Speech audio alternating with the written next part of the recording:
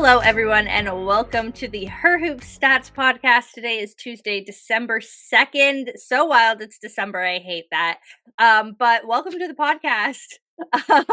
Today, my name is Chelsea Leite. I'm joined by Tyler DeLuca. We are going to get into some WNBA, some college basketball stuff. Make sure you're subscribed to the Her Hoop Stats, a podcast here wherever you're listening or watching. Make sure to follow us over on social media, X, Blue Sky, Instagram, and also subscribe to our newsletter at herhoopstats.com. New things coming out every day. You can get that sent right to your inbox, including Words by Me, which we're going to talk about a little bit later. But let's start, Tyler, with the WNBA. Oh, good. Because good. Mhm. So some good stuff coming out today. Mhm. Because so the WNBA and the Players Union are negotiating the CBA right now, as everybody Mhm. knows. I feel like if you're watching this, I don't need to give the whole Yeah, we WNBA. can we can probably fast forward We into can the fast news of forward. today. You Yeah. know that they extended to January 9th. You know that, we've been having these back and forth negotiations. And I feel like, and this is just my opinion, and we can get into this, but like the revenue sharing thing obviously is a big part of it. But Mhm. I also feel like once we get into the nitty gritty, it kind of almost shields a lot of the other topics that are being negotiated upon. And people kind of forget that there's so many different things that Mhm. are being negotiated in this CBA. So the main point of this conversation is that this morning, Annie Costabile from Front Office Sports put out some reporting about some of the littler, more minor things in the CBA proposal that the WNBA is currently proposing to the Players Union. And I mean, let's just get into some of it because it's kind of wild. So the headline of Annie's reporting is WNBA proposes cutting team housing and an earlier start to the season. And then you just get into, and the article, like, it's Front Office Sports, it's free, it's not paywalled, so you can read it. So that's fantastic. But I think so when they announced the extension, one of the main things was that they announced we've proposed yet another salary increase. And then this came out this morning that they've also proposed a few other things, such as cutting WNBA housing, meaning that they will not be providing housing to players during the season. And it doesn't go too much into detail, but the context here is like at all, like not even for temporary contracts, not for rookies, not for anything, like just cutting housing. You're on your own, find your own housing. There's also another proposal within this article that the WNBA is going to try and bring the season up into March, meaning that training camp will start in mid-March for this reporting.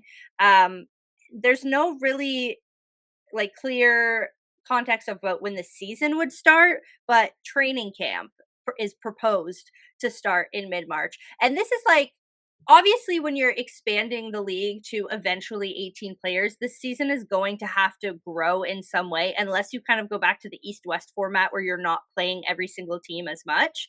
Because right now, like, people are like, oh, 44 games, but the more teams you add, the more games that adds. Like, it's 44 games per team per season. And so there's obviously just going to be more games if you have more teams coming in. And so obviously that's making some things have to shift, but you can't shift up in March. You have to find some other way to do it Yeah. because you can't go into the NCAA season. So I mean, I've been yapping now for like 2 minutes. Like, what is your take on these new Hmm. reporting? Hmm. Hmm. Well, this isn't gonna happen. Yeah, I'll tell you that right now. yeah. Like, really, really, really think about this. Let's Yeah, let's play it out. just. This is the dumbest thing Yeah. that has been proposed. There's been some questionable time. You could date back to even like the dialogue when it was like Fee and Kathy. You're looking at how things were playing out there, and like, wow, this is stupid. This is by far the worst thing that has been brought up, that has been proposed by any means. Mhm. The idea of going and dipping into the college season. Mhm. especially after the results of March Madness have impacted your growth as a league, whether it be Paige, Angel versus Caitlyn, all these, you can go back and only can imagine what going forward that's going to do. You want to talk about a lockout ruining the momentum of the WNBA? This ruins the momentum of the WNBA. Yeah. Trying to go and combat these other leagues and thus absolutely destroying the calendar for college players, whether they be the lottery picks and or even outside the lottery, where how do you make a roster? What are you supposed to do in a league where it's already so incredibly difficult to even make a Mhm. roster if you're not? Well, I say if you're not one of the top two picks, that happens too. We see those Mhm. players get cut, and Yep. so you are absolutely setting up your cash cows for failure. These are the Mhm. players that have all the motion that have been coming in, and there is no sign of that stopping. Like, well, yes, the league is continuing to grow. The benefits of the superstardom from Yeah. college have been unmistakable from a number of players. And again, those players are still coming. Like, you still have your Juju Watkins, your Sarah Strongs, like those type of players that are on the way that should have every ounce of that superstardom, and that's just two of many. Mhm. I I can't even fathom being on the WNBA side of this and being like, and this is not even getting into the team housing stuff and cutting that, which is also incredibly impactful for players on the fringes, right? But Mhm. just focusing on this calendar part, I can't imagine being on the WNBA side and be like, all right, we gotta respond. What are we? We're cooking here. Let's think of something good here. And this is what you come up with. This is the worst idea I have seen at all. Period. Throughout any of these negotiations, this is not going to happen. Frankly, it to me comes off as a clear misunderstanding from the WNBA side about why you are successful right now. Yes, the league was growing before you had all these college stars coming in, but now that it has happened and that growth has occurred and is still occurring, that month of March Madness is so incredibly important. And the idea of taking those star players and giving them less lead in time than you already had, which No is lead in already time. like 2 weeks, like from the end of the March Madness tournament to the draft. The idea of making that even more difficult for these players that you want to come in and dominate from day one and continue to be these franchise players, especially for expansion franchises that are coming in and that are likely going to be at the top of the draft for years Yep. to come. You Yep. want these players to come in and be immediately effective, and you are hurting not only their ability to do that, but your money to make money off of that effectiveness. This is Yeah. the dumbest thing I have seen over the course of these negotiations.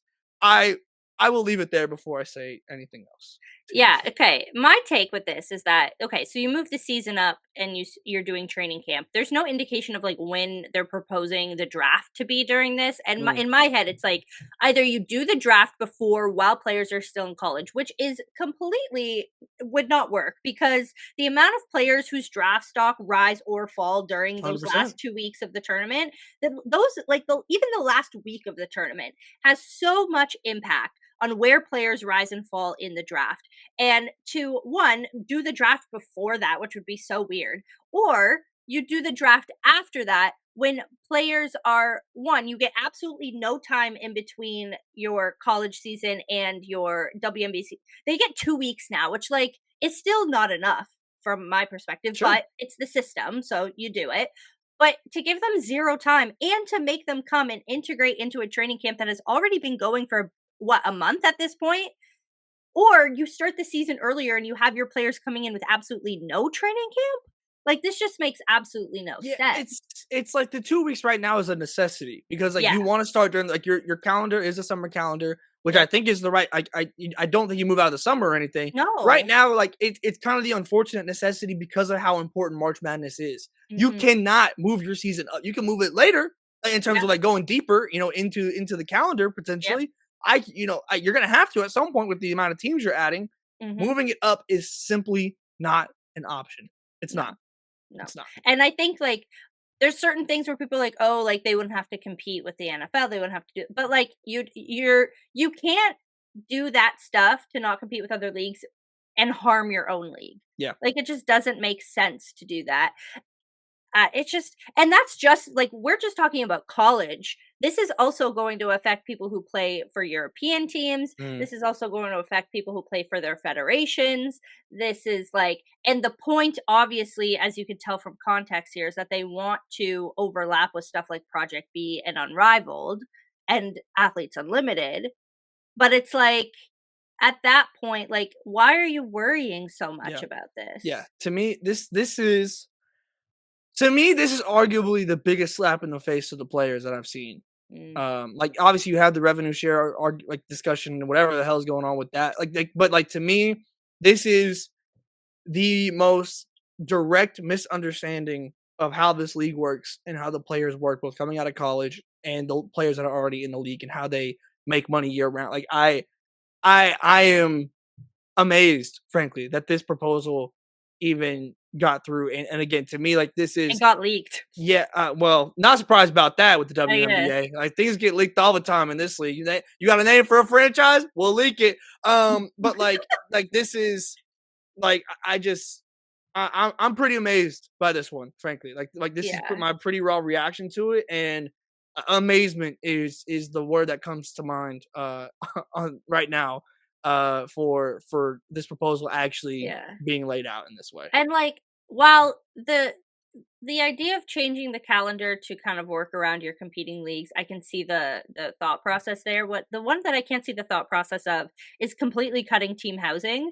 because and I understand that a lot of players likely are trying to get their own team housing. So basically the deal right now is that you can choose either to stay in team housing that they Hmm. provide for you, or you stay in your own housing and you get a stipend. And the stipend depends on what city you are in based on like how much the rent is in that city or whatever. And it's not that much. I mean, the highest it was like 2,000 something dollars, $2,647 was like what Annie reported to be the highest stipend. So it's not that much. Hmm. But I get that a lot of players are probably finding their own team housing or their own housing, and the teams are probably like, okay, like let's stop providing housing. But if you do that, you also have to provide housing in a league where you depend on 10-day and temporary contracts so much, because if you have someone who's jumping from 10 day to 10 day to 10 day and they're going in all these different cities and you don't have housing for them, or you're not providing housing for your rookies who literally just finished March Madness 2 weeks ago and they don't even know what city they're going in until a week till they have to be in market, like that just doesn't make very much sense.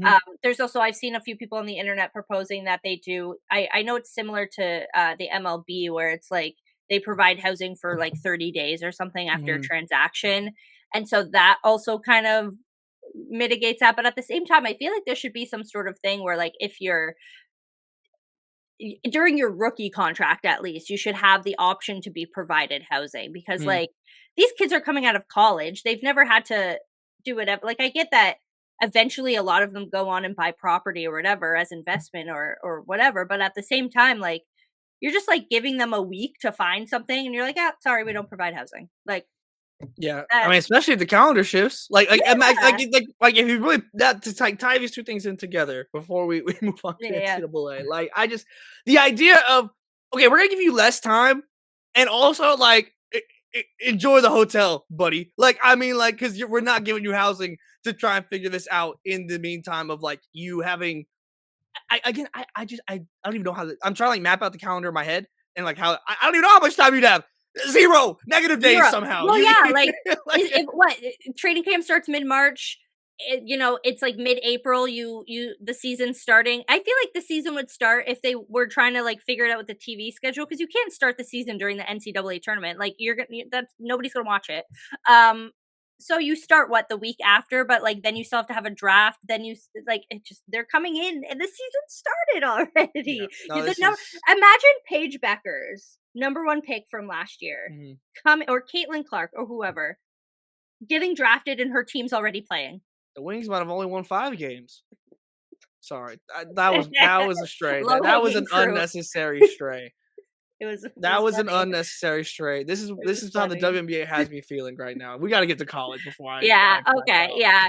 So anyway, that's for those of you wondering, that's the update on the CBA negotiations. New deadlines Everything's January 8th. fine. Everything's Everything's fine. good. We're Everything's sitting in the burning wow. room. But yeah, you can see that reporting on Front Office Sports. I also retweeted it on my personal X account. So if you want to just go find that, follow while you're there. You know why not? Um, so let's move on to college. It's Okay, let me lock back in. This is let's this talk is back much more in. fun to talk about. Oh man, yeah, it's been a fun week. I mean, we were talking about like Thanksgiving stuff. Last week was Thanksgiving, or for me, Thursday, Mm. in Canada. It was funny. Our in our kind of podcast group, people are like, "Oh, like share your Thanksgiving stories," and I was like, I don't know, watched a movie. I was at home. It was Thursday. I went Heck yeah. grocery shopping. I did my errands. I got a new watch. Black Friday Okay. still comes to Canada, you know. Shout out capitalism. Yeah, shout out capitalism. But you actually had a more fun Thanksgiving week. Mm. You went to Las Vegas and you were there for the Players Era tournament Mhm. or championship, whatever it's called. Um, Seeing one of the biggest kind of shifts in rankings that we'll probably see all season. So, Yeah. if you don't know, last week in Vegas, Texas, who was number 4 last week, beat number 3 UCLA and then number 2 South Carolina, like Back to back days. Like back to back this doesn't even days. happen in NCAA tournament. You get a day. Like this is back to Yeah, back days. back to back days. And now they're number 2 in the country. So, Tyler, give us the lowdown of what was the vibe in Vegas. You went with your Man, mom, which was really sweet. I Ate some did. I chicken took I tendies. I I took my mom with me. So I flew her out with me to come and spend Thanksgiving in Vegas. That's nice. Yeah, we didn't get anything too crazy. We saw one fight on the strip. That was pretty cool. But like besides that, nothing too crazy out in Yeah, Vegas. We don't, we weren't hitting the slots or nothing. But I got yeah, incredibly lucky anyways with the quality of these games. Hello yeah. transition. Oh, let's Um go. so yeah, I mean Texas, I looked phenomenal. I mean, the three-headed monster on the perimeter of Roy Harmon, Jordan Lee, and of course Madison Booker looked phenomenal. And I left like because to me Texas in my eyes, obviously they've been successful, like Yeah, no doubt, like in recent yeah. years. I still feel like there is a jump to be made into like that top tier of like UConns and South Carolinas in terms of like where we deem them as a frankly at the national championship to be in that, right. And to me this was one of the biggest like respect jumps for me, like in Yeah. watching them of Texas. And to me, this is easily the best offensive team that Vic Schaefer has had. Just with Jordan Lee playing the minutes that she's playing, I wanted to see this last year. It's happening now. Mhm, This was also notably without Aaliyah Crump, one of the best mhm. freshmen in the country, who's their third leading scorer on this team. And you still were able to go out. And to me, the biggest thing that's always scared me, generally speaking, about Texas is over the years with since Vic Schaefer's come in, is that like there will be these times where they kind of get into like just cold spells offensively, and that happened like on during these two games. But they pushed through it in a way that maybe they haven't always been able to. Whether it was Madison Booker heating back up, if it was Roy Harmon dropping like 26 or whatever it was against UCLA and having a fantastic week of games in many different ways for Rory, including hitting the game-winning shot or the go-ahead shot against South Carolina. They just had more ways than ever to push through some again, just those like cold spots offensively. And I mean, the defense is what the defense is with Texas. You have three players on the perimeter that I love playing aggressive defense. And Yeah. one thing that I feel like the best defenses always do is because defense can be a very reactionary thing, but the best Mhm. defenses are aggressive and offensive in their defense, and like they Yeah. are going to you. And that is Mhm. something that Texas does incredibly well, and especially in that game against UCLA, where you have your post defense on Lauren Betts started 30 feet out with your defense and ball pressure on the perimeter players. And then Yeah. you have your bigs, who I also left very impressed with from Texas. It's different Mhm. from last year. Like you don't have Taylor Jones down there in terms of just pure height, but you have a couple of players like Kyla Oldacre, for example, amongst others in down low that are just being physical and doing exactly what you need. And that isn't asking the world in terms of like, we don't need them to go drop 15 points for Texas to go and beat UCLA or Texas or South Carolina. That's not Yeah. what you're asking them to do. But the way they were fronting Lauren Betts and providing the pressure and boxing out, like those things add up. And even if it's not there on the box score, I just, man, I left so incredibly impressed with Texas. And on paper, like this makes sense. Like you went into these games being like, okay, like you can win these games, but Yeah. to actively go and do it in back to back days is a completely different thing. And I am. I mean, it's not something you see in women's basketball to go and beat the number 2 and number 3 team back to back days. It doesn't happen. No. and we shouldn't treat it as something that just happens. Because I No. was, and so with that, I'm leaving just incredibly impressed with where Texas is right now. Yeah, and I mean, obviously, we see the result of that, I guess, in the Yeah. rankings. Texas jumps to number 2. South Carolina is now number 3. UCLA is number 4. There was a lot of debate last week. I haven't seen too much like backlash to it, Mm, but a lot of there was opinions on whether Texas should have jumped to number 1 mhm. over UConn as opposed to jumping just to number I got a 2. little backlash for. Yeah, I we just had a asked the little. question. I got a little Yeah, backlash. you It's had a all little good. backlash. It's All all right. love. Well, people love giving you backlash. This is true. But I look. It's all. It's. I have fun with it. I'm not gonna lie. So There you it's go. okay. But we thought it would be fun to do a little like, I don't know, debate club back and forth. Oh, okay. Um, but like of I kind of defend UConn as usual, and you defend Texas, and just we kind of give our cases for Can what I who just should be say number you're one. a lot more experienced in defending UConn than I, the Norman, Oklahoma native, is experienced in defending the Texas Longhorns. But Okay, I will do it for the sake of the pod. I will do there it. we go. Wow, what a I'm a charitable! hero. You don't It's have to Giving say it. You don't have to Tuesday. say it. You don't have to say it. I It's know. Giving Tuesday, You and don't this have to say it. guy. I Oh, know. I God. do what I can when I can. You know. But yes, Anyways. yes. So, do you want to start? Do you want to make the case for UConn, and then I'll make the case for Texas? Sure. You Go know ahead. what? I'll give my UConn shot. Go So, ahead. I mean, so UConn has been ranked number 1 for the entire season. Hmm. And they kind of get I feel like the team that won the national championship kind of gets the nod Sure. going into the season unless there has been some sort of what's the cataclysmic catastrophic Catastrophic. something like that. Seismic, Good whatever you want to start. call it. Good start. Yeah, with Texas, we're taking number one. We're taking number one. I would give you a hand gesture if I was allowed to do it on the podcast. Um, no, but anyway, so unless something huge happens, which Mm, I mean, you could argue that Paige Becker's leaving is something huge, but sure. then you also have Sarah Strong and AZ Fudd and their transfer portal people come in. So UConn gets number 1. Cool. They are undefeated still, as is Texas. So, Mhm, I don't want to make that the big thing. Um, there is an argument that like UConn hasn't had as many obviously top 10 matchups as Texas has now, especially after they beat UCLA and South Carolina.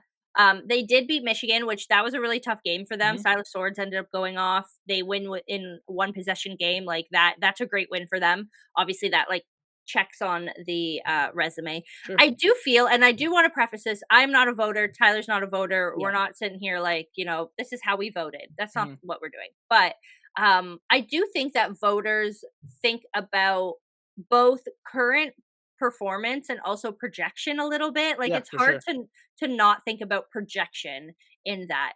And the easy thing would be if Texas and UConn played each other at some point and you Mhm, could get a clear regular season who's number 1, who's number 2. But the reality of the situation is that they don't play each other mhm, until potentially Final Four, the finals of the NCAA tournament. yeah. And so you kind of have to think about, okay, which team would win? Or you kind of have to go in and think about stats. And so obviously, because we are on the Her Hoop Stats Oh, there podcast, you go. we're going to herhoopstats.com where we have rankings of teams, but they're based on like an algorithm that takes into account how many points a team could potentially win by. And I might not be explaining this correctly. I'd have to like look at my little like perfect explainer. Mm, But essentially the algorithm gives each team a number and that is their kind of score of how many points they could potentially beat so and so team by. UConn is at 65.7. They are number 1 on the Her Hoop Stats rankings. Texas is number 4 at 55.5. UConn also has the hold on, loading. UConn has the number 1 offensive rating in the country, the number 1 defensive rating in the country.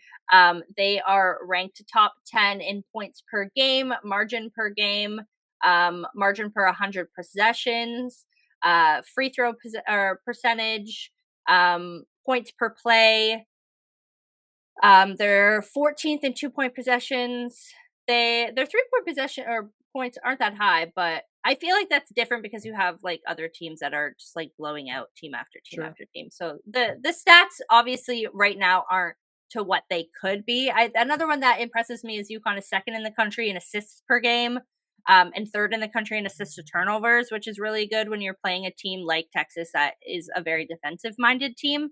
And yeah, they're also nine in the country in steal rate. So I just like you go through a few of these stats, you think about the potential of UConn, you think about the fact that Sarah Strong is Sarah Strong, and Mhm. the fact that she could just play in every facet of the game. You think about AZ Fudd shooting right now and the fact that AZ Fudd has in the past 4 weeks shot up to number one in a lot of people's mock drafts. And you just kind of think about, I think what UConn has that a lot of teams sometimes lack is resilience. I think they're the kind of team that is able, and maybe this is also a nod to Gino Oriema just being like a really great coach, but especially in games like say that Michigan game, for example, which is their biggest test of the season so far. You go into that game, you hold them to whatever, I think like 4 points in the first quarter. They hold you to 4 points in the third Mhm. quarter.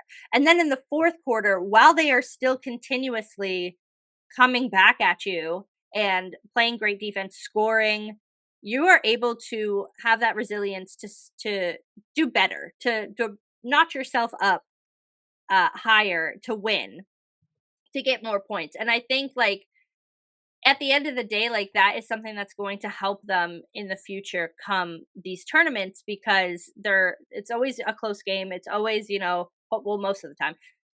It's always like you have to have that resilience and able to in order to come back from those really horrible quarters. And I think Mhm. UConn is just a team that has that. And I think their players are just when you put the collective mass together and compare it to Texas, don't get me wrong, again, Texas, great team, fantastic games. I just think that when you're thinking about potential and also like current performance, UConn just kind of gets the nod for me in terms of which team I think would win between the two. Mm. And Fine speech, Queen. fine speech, fine speech. Look, let me preface this. I'm totally okay with UConn being number one. But for the sake of the content, let's talk about Texas. Because you want to talk about resiliency? Mm, Go and play the number two, number three team back to fair. back and win That's both fair. games. Go have UCLA come back in the second half, make it a 4-point game, and you hold on. Go through a horrible stretch of scoring in the third quarter Mm. against South Carolina, and in that second quarter, and hold on because Roy Harmon is one of the best point guards in the entire country. Shout out Rory The Harmon. best point guard if you ask Vic Schaefer, which I was like, I mean, Praise the Lord, hook 'em horns. Welcome horns. Don't clip that. Look, so here's I'm I gonna know, clip that and I play know. it whenever you tweet something Yeah, crazy. great.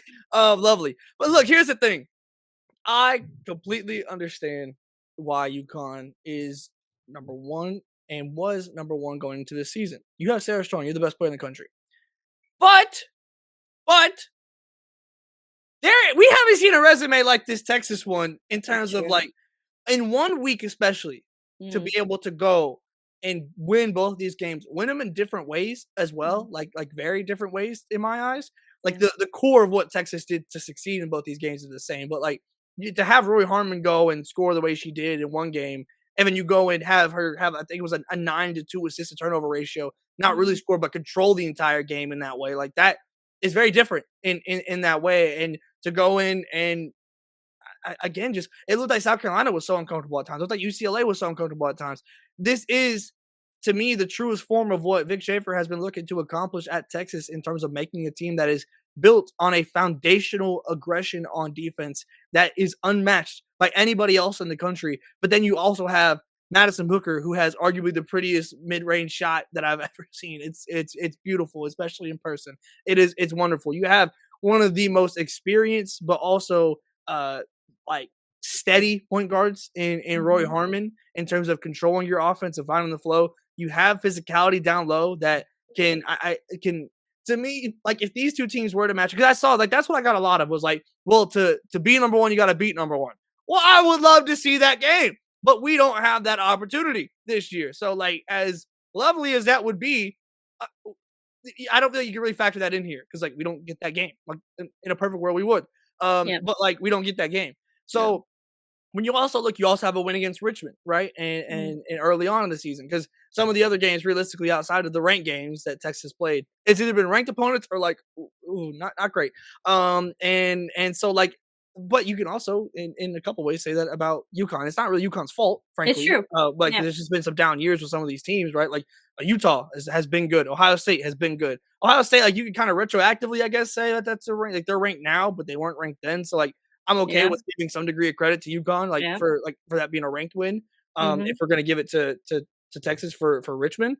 Mhm. Um, so like to me, this is just in the truest form of disruption. That is what Texas does best. It's the truest form. What are you smiling at? What is it's the lifetime Longhorn fan Tyler DeLuca with okay.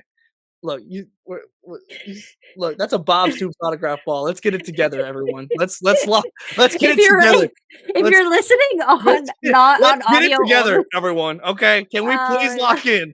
Okay. If you're Um, listening on audio only, when we're on YouTube, our producer BMAC puts these like rolling creds down at the bottom with our with our uh with our topics, and he just called Tyler a lifelong Longhorns fan, and let, that let just me made let me me be laugh. clear. There's no Sorry bias for here breaking. not on the women's basketball side, but on the football side, there's that hurts. But that but I like changed it. so going forward with with Texas, like obviously to me, I just think that this is you saw impressive wins against impressive teams, and UConn has that in the Michigan game, but being able to go and back to back days. I can't get over that. Back to back days, you beat number 3 and Mhm. number 2. Like to me, that just holds so much weight that Yeah. like if you were to vote Texas number 1, I wouldn't have an issue with it. Again, No. outside of this argument, I'm totally okay with UConn being number 1 because I mean Sarah Strong was like the best player in the country, like by Yes. far. AZ has been phenomenal. The defense has been great.